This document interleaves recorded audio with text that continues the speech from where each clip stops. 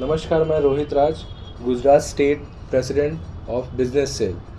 अभी अभी मैं सिंदूर सम्मान यात्रा का नेतृत्व किया है, जो कि गुजरात से होते हुए राजस्थान, हरियाणा और दिल्ली तक की हमने इंडिया गेट की यात्रा निकाली थी, जो समर्पित था उन 26 लोगों के लिए जिनकी हत्या कुछ कायरता पूर्वक लोगों ने कर दी थी। और उसके बहुत सारे बीच में हमको सपोर्ट्स मिलते गए, जैसे बहुत सारे मिनिस्टर्स, बहुत सारे वहाँ के लोकल एमएलएज और सबसे ज़्यादा राजस्थान पुलिस और हरियाणा पुलिस और गुजरात पुलिस और दिल्ली पुलिस का तहे दिल से आभार है। और मैं आभार व्यक्त करता हूँ कि उन लोगों ने काफ़ी ज़्यादा सपोर्ट किया, काफ़ी ज़्यादा, क्योंकि हमारे एक कॉप्स वो भी है जो कि स्टेट के अंदर रह के भी हमारी सुरक्षा के लिए रात दिन एक करते हैं। और एक हमारे जो इंडियन आर्मी, जो कि आप सबसे मालूम है वो ऑपरेशन सिंदूर में क्या हुआ, कहाँ हुआ, कैसे हुआ, और हमारे मोदी साहब ने किस तरीके का जवाब दिया है उन 26 शहीदों के लिए। अब आप लोग, ये यात्रा अभी चल रहा है, जारी है, या फिर आप दिल्ली पहुँच? ये यात्रा 26, हम लोग 22 तारीख को निकले थे और 26 तारीख को हमारी यात्रा पूरी हो गई, जिसमें हमने एक कैंपेन रन किया था, जो कि 51,000 पोस्ट कार्ड हमारा लिखवाने का कैंपेन था। पर एक्चुअली आपको सही बोलूँ तो उस कैंपेन में हमारे पॉडकास्ट कम पड़ गए। जितने भी पोस्ट कार्ड हमने लिए थे उससे ज़्यादा लोगों की हर जगह पे इतना सारा प्यार मिला, इतना सारा आशीर्वाद मिला। मतलब दिखता है हर एक के अंदर भारतीय होने का बहुत बहुत जुनून, जज्बा, गर्व बोल सकते हैं। यात्रा का उद्देश्य क्या था? क्या देश को संदेश देना चाहते थे? यात्रा का उद्देश्य ऐसा था कि हमारे अंदर जो भारतीय छुपी हुई है, हर एक भारतीय नागरिक, चाहे ये यात्रा में, और मैं जिस पार्टी से आता हूँ उस पार्टी में कोई भी धर्म की बात हम नहीं करते, चाहे हिंदू, मुस्लिम, सिख, ईसाई। हमने बचपन में पढ़ाई की है, हिंदू, मुस्लिम, सिख, ईसाई आपस में सब भाई भाई। तो हमने वो भाईचारा का भी संदेश दिया है यात्रा के थ्रू। और उस बीच में बहुत सारे हमने मुस्लिम्स को भी लेके आए आगे, उस जगह के लोकल्स जितने भी मुस्लिम वर्ग के भी लोग थे वो भी आगे आए, और खुद के मर्जी से हम लोग को काफ़ी ज़्यादा सपोर्ट दिया उन लोगों ने। और वो एक मेरा छोटा सा, आपके पास बाइट होगा, एक छोटा सा बच्चा था मुस्लिम का जिसका नाम था शहजाद। मैं भिवाड़ी एक जगह है राजस्थान में, वहाँ पे मैं यात्रा के दौरान उस छोटे से बच्चे को, मैंने उसके माँ बाप उसको लेके जा रहे थे कहीं, शायद हमारी यात्रा से वो जुड़ना चाहता था और वो उनको जिद कर रहा था, पर वो जोड़ नहीं सकते थे या जोड़ नहीं पाए। तो मैंने मंच से उसको आवाज़ लगा के बुलवाया। फिर इसके बाद उस बच्चे का मैं छोटा सा आप सबको एक बाइट दूंगा कि उस बच्चे का आपने जुनून देखा होगा। मैंने वीडियोस भी पोस्ट किए मेरे फेसबुक आईडी, इंस्टा आईडीज़ पे, वहाँ पे आपको मिलेंगे। तो उस बच्चे का जज्बे को आज भी, और वो मेरे को आजीवन याद रहेगा। कितने किलोमीटर की यात्रा थी?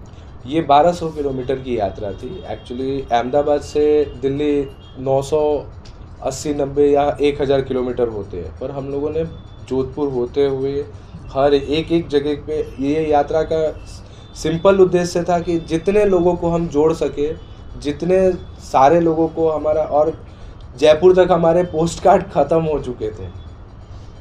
कितने दिनों में कंप्लीट किया आपने? ये हमने 5 दिन चलाई सर। हमारा ऐसा मानना था कि हम 300 किलोमीटर एक दिन में यात्रा की तैयारी रखेंगे, पर वो कहीं 250, कहीं 200 ऐसे कर करके हमने चली, क्योंकि हमारे पास जिस जगह से जहाँ जाते थे उस जगह से जो प्यार आता था, जो आशीर्वाद आता था, जो स्नेह आता था, उससे हमारा कोई चला ही नहीं कि समय पे पाबंद हमने लगा ही नहीं सका। यात्रा का सेकंड फेज भी होगा?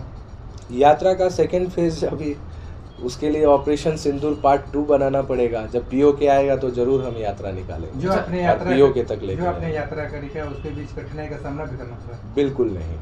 क्योंकि यात्रा हिंदुस्तान में चल रही थी, हिंदुस्तान के लोगों के बीच चल रही थी, तो हिंदुस्तान होने का गर्व की अनुभूति पूरे यात्रा के दौरान, और जितने भी लोग मेरे से जुड़ते गए यात्रा में उन सबको। और सबसे पहली बात, मैंने अकेले ने यात्रा नहीं निकाली, मेरे साथ मेरे 100-120 जैसे मेरे जो वहाँ के कार्यकर्ता हैं, लोक जनशक्ति पार्टी रामविलास, एनडीए कार्यकर्ता है, अभी वो लोगों का जिस तरीके से यात्रा चलती रही, बहुत सारा सपोर्ट मिला।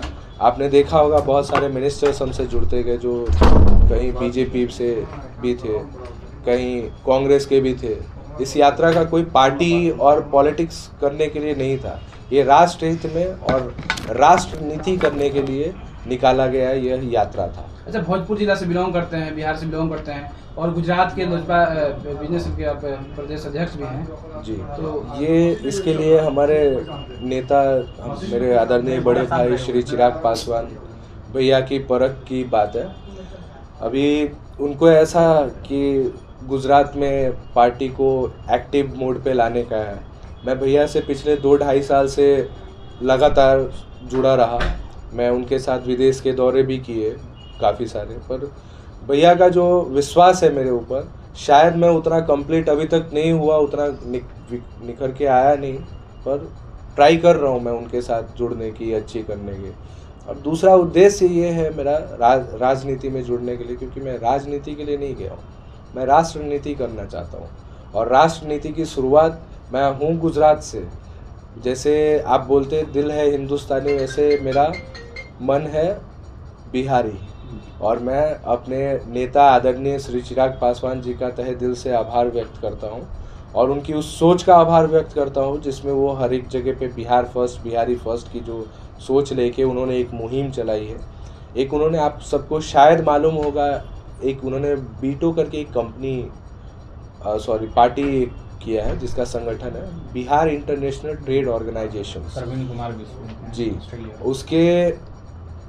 उसके अंतर्गत विदेशों में कई सारी जगहों पे भैया ने एक ऑर्गेनाइजेशन को मजबूत करने का काम किया है, जिसकी वजह से आने वाले टाइम में बिहार में काफ़ी सारे इन्वेस्टमेंट्स होने की संभावनाएं हैं। क्योंकि मेरे नेता का 2 फैक्टर है, MY, जैसे आप बिहार का ट्रेंडिंग फैक्टर है, उनका है महिला और युवा, अभी दूसरे का MY कुछ और हो सकता है।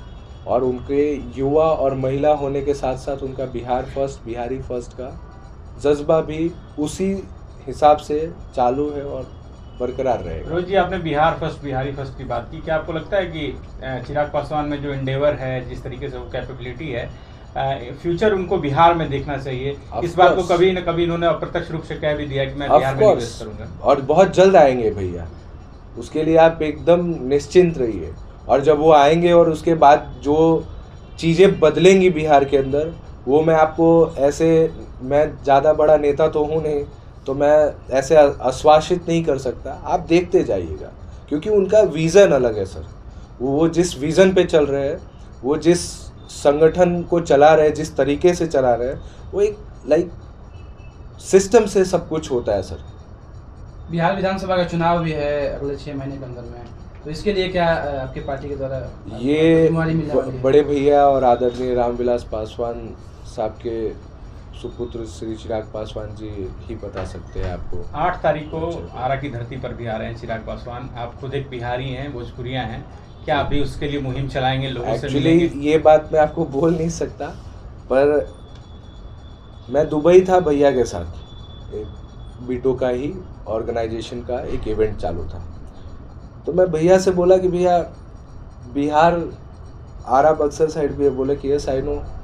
तो अभी आरा बक्सर पे भैया को ध्यान देना है, इधर के लिए भी वो देख रहे कि कितनी सारी चीज़ें क्या क्या कर सकते हैं वो इधर, तो इसके लिए वो अपने, ही इज़ ऑन मिशन यार, वो पूरी तरीके से मिशन में है, और बिहार को फर्स्ट करवा के उनका मिशन होगा पूरा।